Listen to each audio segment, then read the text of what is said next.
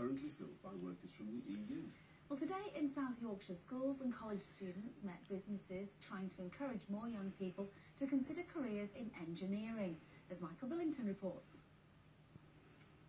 From making wind turbine blades to building shopping centres to generating electricity, our region's economy relies heavily on skilled workers.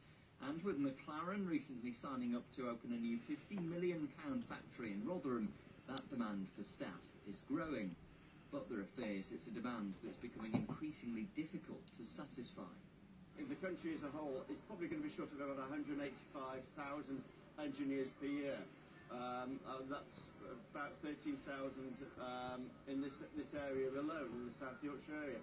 And there aren't enough young people in the system to actually provide the skills and also the other jobs that are needed to keep the economy ticking over post-2019.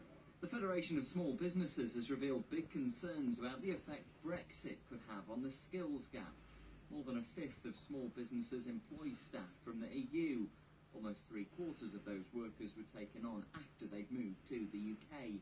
Now more than half of smaller firms say they're worried about there being a shortage of people with the right skills once we've left the European Union. Once we leave the EU, there could be a real skills gap unless small businesses can continue to get access to workers from other EU countries. And that's why we think that there should be at least 3 years where the system doesn't change and any new system is brought in much more gradually. The former Templeborough Steelworks represents what's been lost in our region over the years.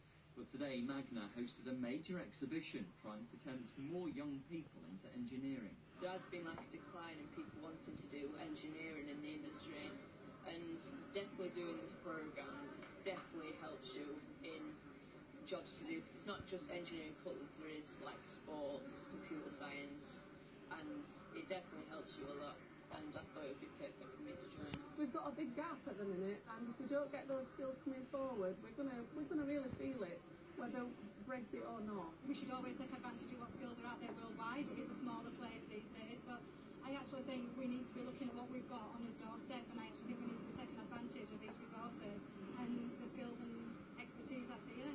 A deal on exactly what restrictions there'll be on EU workers coming to the UK after we leave the Union is yet to be struck.